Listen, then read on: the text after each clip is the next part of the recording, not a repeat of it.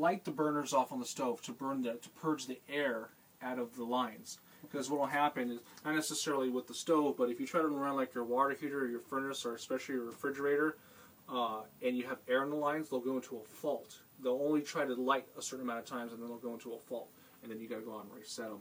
Either unplug them or turn it off and turn it back on. So to avoid all that, whenever you set up, even if you tear down and you set up somewhere a few hours later down the road, you're still going to want to do that because air will still build up in those lines. So what do you need to do with this first? Just turn your propane on, Yeah. and then turn the burners on, and then spark them to light them, and just let that go for about 10 to 15 seconds to burn all the air out of the lines, and then start lighting up your appliances that you're going to run on propane.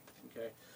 Even though it runs on propane, propane is just the heat source. It still requires 12 volts, the battery power, to keep the solenoids and everything, to keep the propane flowing, and all the electronics and control boards and everything up in here and all in the back to keep going. So it does require 12 volt power too. Okay. When you get to a campsite and you plug in, though, what you're going to want to do is you're just going to want to run it on 110. And the easiest way to run this thing, and it's just idiot proof, is to, when you turn it on, you want that auto light to be on.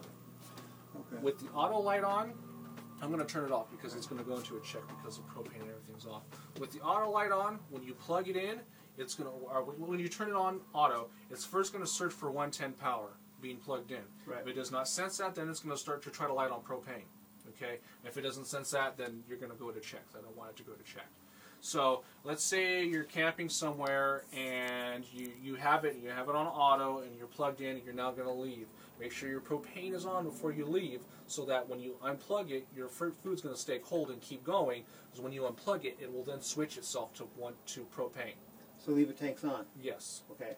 And then vice versa, when you're traveling down the road and you get to where you're going and you plug it in, it will sense that and it will shut the propane off for this and start running on 110. Automatically. So it's idiot proof if Okay. you just leave it on auto. Okay. I always leave. I have this exact same refrigerator. I never take it off auto. Okay. Oh. Cool. Okay. And it'll keep things cold when we're going down the road. Yes. Awesome. Okay.